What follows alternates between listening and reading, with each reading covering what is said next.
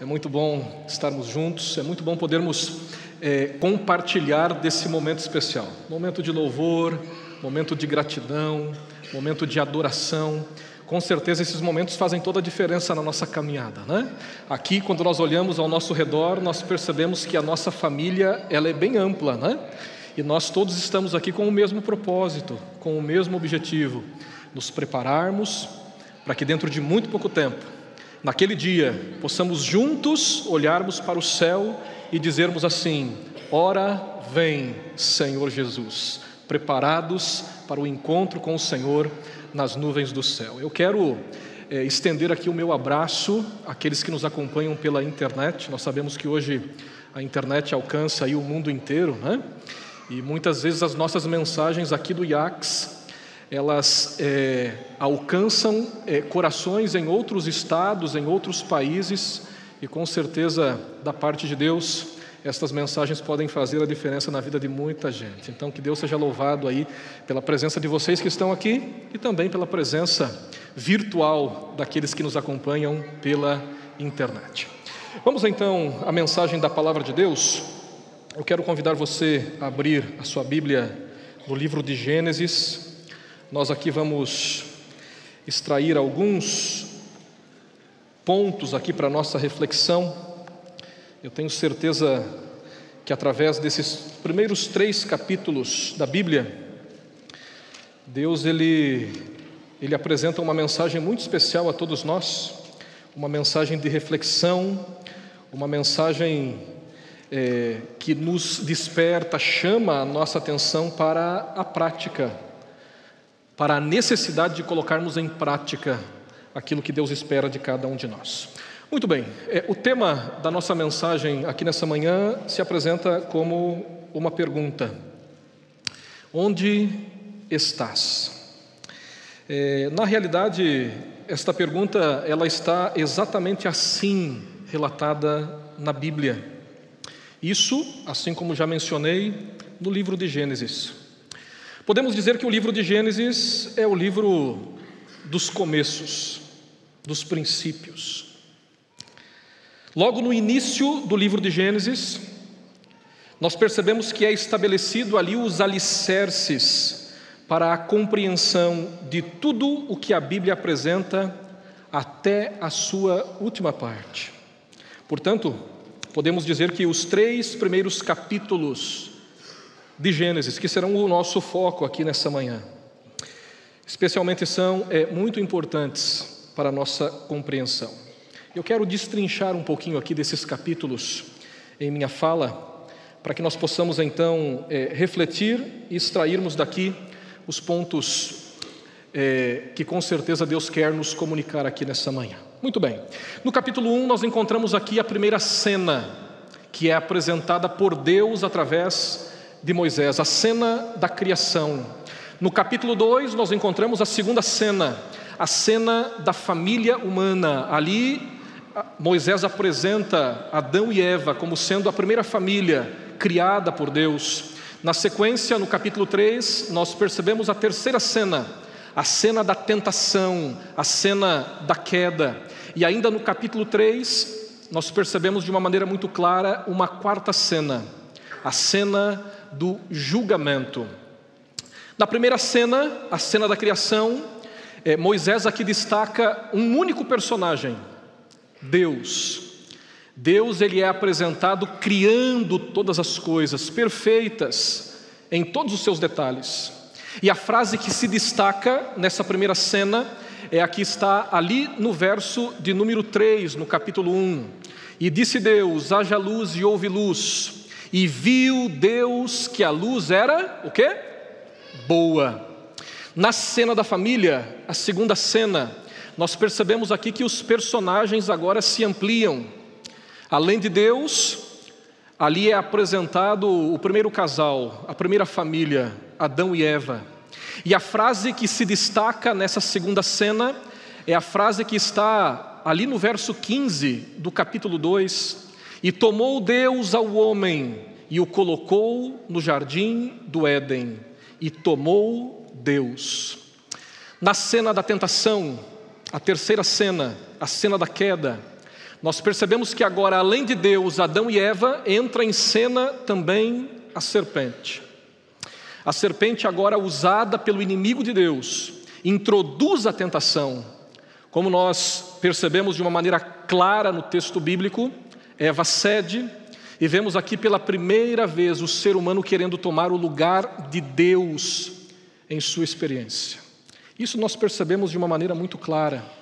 Se nas duas primeiras cenas se destacam as frases, e viu Deus que a luz era boa, e a frase, e tomou Deus, nessa cena, a terceira cena, é dito de Eva, e viu a mulher que a árvore era boa, e agora ela então toma do seu fruto. Interessante, né? Segundo aquilo que o texto diz, parece que Eva aqui agora assume o papel de Deus. As atividades, as ações, as palavras de Deus, conforme mencionadas nos versos anteriores, agora são destacadas, tendo Eva como sendo a referência. E viu Deus que a luz era boa, e tomou Deus.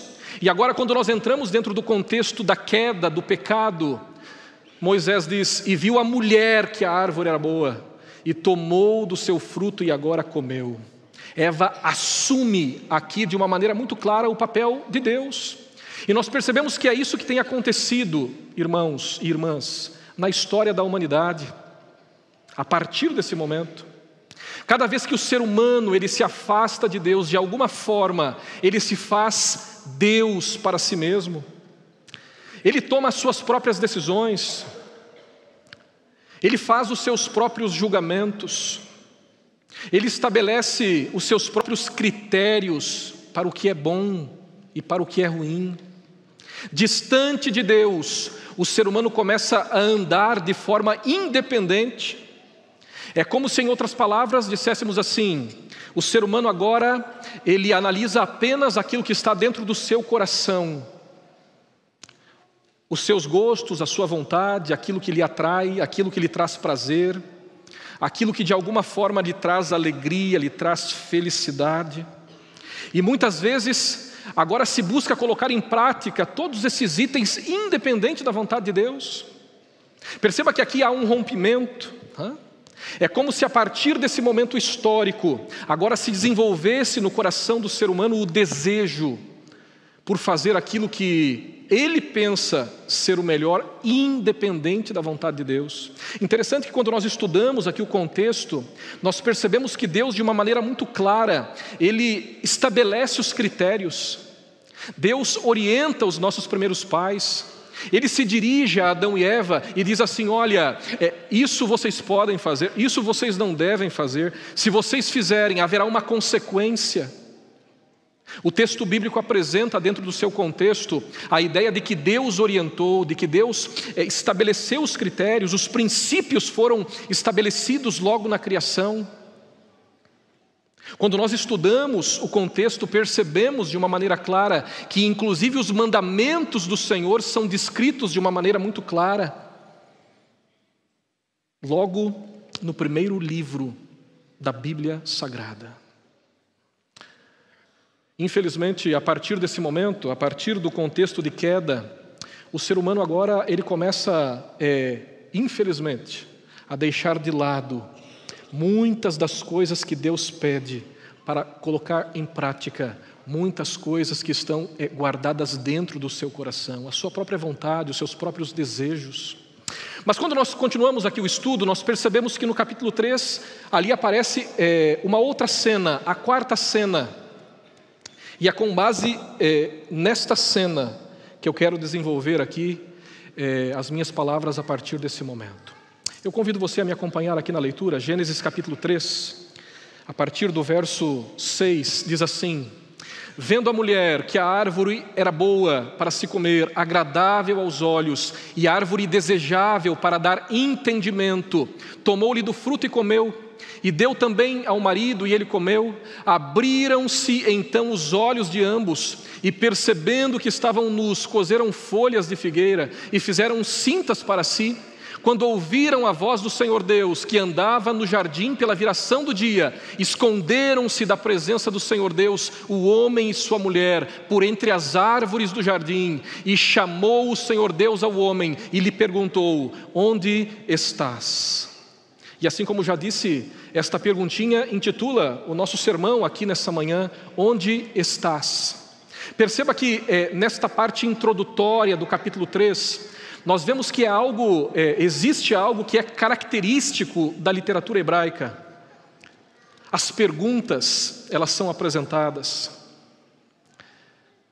Podemos dizer que a Bíblia pode ser considerada o livro das perguntas, porque na Bíblia nós encontramos muitas perguntas. Dentro desse contexto que nós estamos estudando, nós percebemos que o primeiro diálogo relatado na Bíblia, da serpente com Eva, começa com uma pergunta.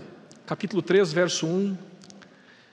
Ali diz: mas a serpente, mais sagaz que todos os animais selváticos que o Senhor Deus tinha feito, disse à mulher. É assim que Deus disse: não comereis da árvore ou de toda a árvore do jardim? Nós percebemos que no primeiro diálogo relatado entre Deus e o ser humano, aqui também existe uma pergunta. Capítulo 3, verso 9, ali diz: e chamou o Senhor Deus ao homem e lhe perguntou: onde estás? A Bíblia, irmãos, pode ser considerada o livro das perguntas. Somente nesses versos que nós lemos, ocorrem 5 perguntas. A primeira feita é pelo diabo a Eva, questionando a atitude de Deus. A segunda feita por Deus a Adão, questionando a atitude do homem. E nós percebemos ali que na sequência vem mais 3 perguntas. Em um intervalo pequeno de texto, muitas perguntas sendo colocadas. A Bíblia é o livro das perguntas. No Antigo Testamento existem 2.274 perguntas. No Novo Testamento, 1.024 perguntas. Ao todo na Bíblia nós encontramos 3.298 perguntas. Mas a questão e o que eu quero destacar para você aqui nessa manhã: por que será que Deus pergunta? Será que Ele não sabe o que está acontecendo em sua volta? Será que Deus está desinformado, sem conhecimento do que acontece com os seus filhos? Por que será que na Bíblia Deus pergunta? Por que será que os relatos bíblicos, eles são repletos de perguntas? Sabe, gente, Deus, Ele não pergunta porque não sabe o que está acontecendo. Na realidade, Deus, Ele pergunta porque o homem é que muitas vezes não está sabendo. As perguntas de Deus, elas são norteadoras. É como se Deus quisesse chamar a nossa atenção para uma realidade que muitas vezes nós não estamos conseguindo enxergar. E aqui percebemos que há a necessidade de um aprofundamento, de uma visão espiritual mais aguçada, para que possamos agora enxergar aquilo que Deus quer que enxerguemos. Deus não está desinformado. Deus, Ele sabe de todas as coisas. É onisciente, onipresente. Quando Deus pergunta, Ele pergunta porque o ser humano precisa refletir. Deus pergunta porque o ser humano precisa se localizar. Quando Ele pergunta a Adão, dentro do contexto que nós estamos estudando, não é por falta de conhecimento. Quando Ele pergunta a Caim: aonde está o teu irmão? Não é porque ele não sabia. Quando Ele pergunta a Elias: o que fazes aqui, Elias? Da mesma forma, não porque ele não sabia, mas porque o ser humano em questão que estava perdido, precisava refletir, precisava se localizar. Essas são perguntas que Deus faz, e faz com o objetivo de salvar. E a pergunta em destaque aqui nessa manhã é: aonde você está? Aonde nós estamos? Aonde eu estou? Sabe, gente, essa pergunta ela tem ecoado até os dias de hoje. Desde o momento em que aconteceu, ela tem passado por gerações e gerações, aonde Deus se dirige ao povo questionando, perguntando: aonde vocês estão? A história de Adão e Eva fugindo de Deus nos revela a sucessão de erros que o ser humano comete quando está fugindo de Deus. Através de perguntas, Deus ele faz com que o ser humano reflita nos seus erros, os seus posicionamentos, as suas decisões, como tem agido, principalmente no nosso tempo, né? Como nós temos agido diante da realidade que nós enfrentamos, diante do período profético que nós estamos vivendo, os últimos momentos da história desse mundo. Eu quero destacar aqui para vocês alguns erros que nós podemos cometer diante do panorama que eu acabei de apresentar para vocês até o momento. O primeiro deles: muitas vezes, distantes de Deus, buscando a satisfação pessoal, independentes do Senhor, nós buscamos a solução para os nossos problemas sem Ele. Nada do que fazemos, nós precisamos entender, pode cobrir a nossa nudez diante de Deus. Um dos maiores erros que nós cometemos na nossa caminhada, por querermos muitas vezes satisfazer o nosso desejo, a nossa vontade, é resolver os problemas que nós enfrentamos, independente da vontade de Deus. Procurar uma solução humana para as questões do dia a dia, para as dificuldades que nós enfrentamos. Nós precisamos entender que nada podemos fazer para cobrir a nossa nudez diante de Deus. Nós precisamos de Deus para que os problemas possam ser solucionados. Olha só o que diz aqui, Gênesis 2:25. Ora, um e o outro, o homem e sua mulher, estavam nus e não se envergonhavam. Capítulo 3, verso 7. Abriram-se então os olhos de ambos e, percebendo que estavam nus, coseram folhas de figueiras e fizeram cintas para si. 3:10. Ele respondeu: ouvi a tua voz no jardim, e porque estava nu, tive medo e me escondi. Você consegue perceber a ideia? Diante do pecado, diante das dificuldades, dos problemas, muitas vezes nós tentamos resolver com as nossas próprias mãos, independentes da vontade de Deus. Assim eles fizeram. Olha o que diz aqui, o verso 7. Eles coseram folhas de figueiras e fizeram cintas para si. Mas interessante que na sequência, o texto apresenta que mesmo agora vestidos, eles ainda estavam nus. Nada do que fazemos por nós mesmos é suficiente para cobrir a nossa nudez diante de Deus. Nós precisamos entender isso. O segundo ponto que eu destaco: muitas vezes, na ânsia de querermos andar de forma independente, nós nos escondemos em meio às árvores de Deus, as árvores do jardim de Deus. Capítulo 3, verso 8 diz: quando ouviram a voz do Senhor Deus que andava no jardim pela viração do dia, esconderam-se da presença do Senhor, o homem e sua mulher, por entre as árvores do jardim. Muitas vezes nós queremos fugir da presença de Deus, nos posicionamos de forma contrária e buscamos abrigo em meio às árvores do jardim de Deus. As árvores que foram criadas para serem apreciadas e vistas pelo homem lá no jardim do Éden, conforme a história que nós estamos lendo, agora são usadas para impedir que o homem seja visto por Deus. O homem muitas vezes se esconde de Deus, ou procura se esconder de Deus, em meio às coisas que Deus criou. Quem sabe as árvores aqui podem ser consideradas como igrejas. Muitas vezes nós estamos dentro da igreja, mas distantes de Deus. Nos escondemos atrás de uma fachada. Não, eu estou na igreja, está tudo certo. Estou no culto no sábado pela manhã, oh que bênção. Vou para o céu. Nós nos escondemos atrás de uma fachada. Amigos, nós precisamos entender cada vez mais que o fato de estarmos presentes na igreja não significa salvação. Muitas vezes nós caímos aí no erro de pensarmos que o simples fato de estarmos na igreja, presentes, às vezes até mesmo ou apenas fisicamente, já é o suficiente para que nós possamos galgar na nossa caminhada condições para um dia estarmos também no céu. E esse é um grande erro que muitas vezes o inimigo coloca no nosso coração. O estar na igreja deve ser uma consequência. Mas consequência do quê, pastor?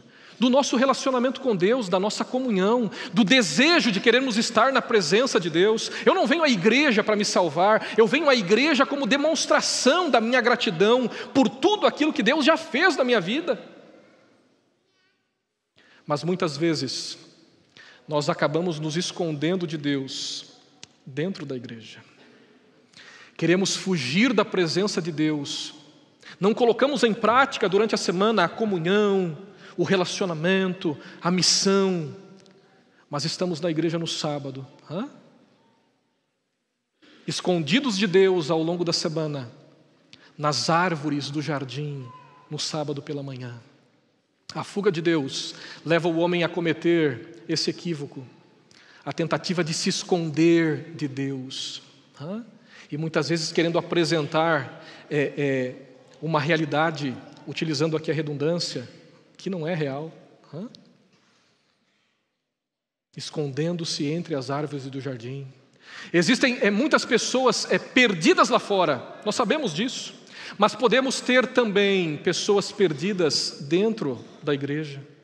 Estar na igreja não é sinônimo de salvação, já mencionei isso. Lá fora, as pessoas estão perdidas pelo mundanismo. Dentro da igreja podemos dizer que muitos podem estar perdidos pelo coração dividido.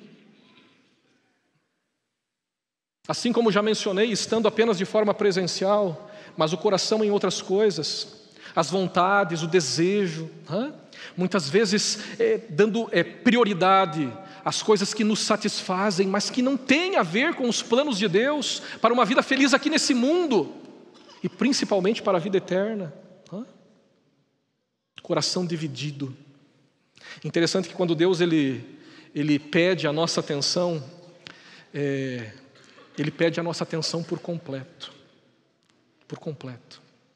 Mas às vezes nós acabamos no nosso planejamento fragmentando, né? Claro que nós não fazemos isso de uma maneira tão consciente, né? Nós criamos hábitos ao longo da nossa jornada. E nós acabamos separando um pedacinho para Deus, um pedacinho para outras coisas que muitas vezes, quem sabe, não tem a ver com Deus. E aí nós completamos o todo no nosso coração. Coração dividido. Não é esse o plano de Deus para os seus filhos. Deus, Ele olha, precisamos entender isso, com maior preocupação para aqueles que estão perdidos dentro da igreja do que para os que estão perdidos do lado de fora. Quem sabe alguns podem questionar esse último ponto aqui. Mas eu percebo isso quando estudo a Bíblia. As mais severas repreensões de Jesus não foram para as prostitutas, para os bêbados, para os ladrões, para os cobradores de impostos. As mais severas repreensões foram dirigidas aos líderes religiosos, aqueles que estavam dentro da igreja, raça de víboras, fariseus hipócritas. Nem todo aquele que me diz Senhor, Senhor, entrará no reino dos céus. Perceba que aqui existem posicionamentos firmes, direcionados àqueles que têm o conhecimento, aqueles que tiveram a oportunidade de receber o conhecimento e por isso estão na igreja, por isso seguem a Jesus, por isso um dia foram batizados em nome do Pai, do Filho e do Espírito Santo. E a estes que muito foi dado, precisamos entender, também muito é cobrado. Nós nos tornamos responsáveis pela nossa salvação e também pela salvação de outras pessoas a partir do momento em que nós conhecemos o plano de Deus, o plano da salvação, a partir do momento em que nós nos posicionamos ao lado de Deus. mas distantes de Deus. Assim como o contexto aqui de Gênesis apresenta, muitas vezes a nossa tendência é não reconhecermos o nosso erro, a maneira errada pela qual nós temos nos posicionado, mas nós colocamos a culpa em outras pessoas. 3,12 diz: então disse o homem, a mulher que me deste por esposa, ela me deu da árvore e eu comi. A culpa não é minha, a culpa é dela. Nós colocamos a culpa nas outras pessoas. Muitas vezes queremos justificar o nosso erro, apontando o erro das outras pessoas, culpar os outros na tentativa de minimizar o nosso pecado. Para os outros, justiça; para mim, misericórdia. Os pecados que vemos nos outros e expomos, nós precisamos entender isso. Provavelmente, em alguns momentos, ou em alguns casos, podem ser os nossos próprios pecados. Nós destacamos nos outros para que os nossos possam ser escondidos. Aqui nós percebemos, Adão culpa Eva, e por consequência disso, Adão culpa Deus. Olha, Senhor, a mulher que o Senhor me deu fez com que eu comesse do fruto. Em outras palavras, por que o Senhor fez isso? Agora eu vou ter que assumir a consequência por um erro que o Senhor cometeu. Em outras palavras, é isso que nós encontramos aqui no texto bíblico. O outro ponto, muitas vezes nós acabamos colocando a culpa nas circunstâncias, Em pessoas sim, mas também nas circunstâncias. 3,13 diz: disse o Senhor Deus à mulher, que é isso que fizeste? Respondeu a mulher: a serpente me enganou e eu comi. Sabe, gente, muitas vezes nós colocamos a culpa nas coisas. O fato de estarmos distantes de Deus, de termos errado, de termos cometido pecados, de termos nos afastado do Senhor, tem a ver com as circunstâncias da vida.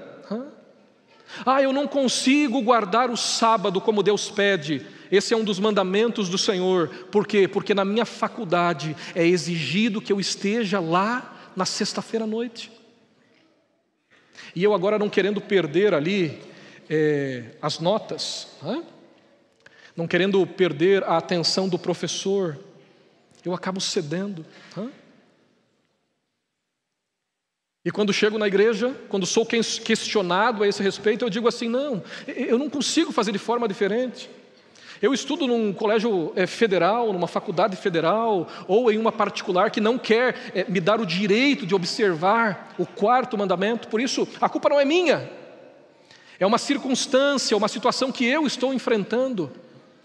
Perceba que muitas vezes nós colocamos a culpa na circunstância. Tiramos o nosso da reta, assim como dizem por aí, E colocamos a culpa naquilo que está acontecendo. Colocamos a culpa no trabalho. Eu preciso trabalhar, porque se eu não trabalhar, quem é que vai sustentar a minha família? Deixa eu dizer uma coisa para você aqui. Tem uma resposta para isso. Isaías diz que quem vai sustentar a sua família é Deus. Se desviardes o teu pé de profanar o sábado, eu te sustentarei. Não é assim que ele diz lá? Eu te sustentarei. Perceba, é Deus que está pedindo. Sabe que muitas vezes por aí algumas pessoas dizem: não, mas a igreja adventista, ela nos orienta que observemos o dia de sábado. Não, gente, está errado. A igreja só faz assim porque Deus pediu. Nós só orientamos assim porque está na Bíblia. É um dos mandamentos do Senhor. Então, se Deus pediu, entenda, Deus ele vai encontrar uma alternativa, uma solução. O que Deus espera é que você se posicione ao lado dele da maneira certa, dizendo assim: Senhor, serei fiel a ti, independente da circunstância. Se não for nesse trabalho, com certeza o Senhor vai me dar outro. Se não for dessa forma, com certeza o Senhor tem um outro caminho. Confiança, fé. Nós colocamos a culpa na família muitas vezes. Não, porque o meu esposo não vai à igreja, então eu enfraqueci na fé. Agora não sinto vontade de ir mais. Eu acabo acompanhando meu esposo em outros momentos, quem sabe ali no sábado, na festa da empresa. E o contrário também, a esposa. Ah, não, a minha família não me motiva, não me incentiva, por isso eu não sinto vontade de estar na igreja, de estudar a Bíblia, de ter um momento de comunhão com Deus em casa. Perceba que muitas vezes nós colocamos a culpa nas circunstâncias, nas dificuldades do dia a dia. E precisamos tomar muito cuidado com isso. Precisamos tomar muito cuidado com as nossas decisões, com as nossas escolhas. Aonde que nós estamos diante dessa realidade? Quando Deus pergunta a Adão e Eva, onde vocês estão? É porque Deus, Ele agora queria fazer com que eles refletissem a respeito das escolhas, das decisões, aonde eles chegaram, o porquê do sofrimento que agora a sua decisão, a sua escolha traria a eles e também a toda a sua descendência, o porquê tem a ver com a desobediência. Mas eu quero já partir para o final aqui do meu sermão, apresentando para vocês 3 razões para não nos escondermos de Deus. 3 razões para que eu e você possamos permanecer fiéis, não escondidos entre as árvores do jardim, não nos distanciando do Senhor por causa de questões que nós achamos ser as melhores, aquilo que vai nos satisfazer, aquilo que vai nos trazer alegria. 3 razões para não nos escondermos de Deus. A primeira delas, é impossível nos escondermos de Deus. O Salmo 139, do verso 7 ao 12, diz: para onde me ausentarei do teu espírito? Para onde fugirei da tua face? Se subo aos céus, lá estás. Se faço a minha cama no mais profundo abismo, lá estás também. O primeiro motivo, a primeira razão pela qual nós não podemos nos esconder de Deus, é porque Deus está junto com a gente em todos os momentos. Assim como um pai de amor cuida dos seus filhos, das suas filhas, Deus também está do seu lado, pronto para cuidar de você. A segunda razão, longe de Deus, tudo fica pior. Vocês concordam comigo? Gente, longe de Deus, tudo fica pior. Tiago 1,17 diz: toda boa dádiva e dom perfeito são lá do alto, descendo do Pai das luzes, em quem não pode existir variação ou sombra de mudança. Tudo vem de Deus. Se você se distancia de Deus, tudo fica pior. Quem sabe nessa manhã, ao refletir aonde você está, você pode concluir que você está distante de Deus. Você não tem estudado a Bíblia, não tem orado, não tem feito o culto com a sua família, você não tem colocado em prática a missão que Deus te concedeu, a missão de testemunhar, de pregar o Evangelho. Você não tem sentido vontade de estar na presença de Deus. Quem sabe essa possa ser a conclusão que você chegue ao pensar nessa perguntinha que Deus fez a Adão e Eva e que nessa manhã faz a cada um de nós.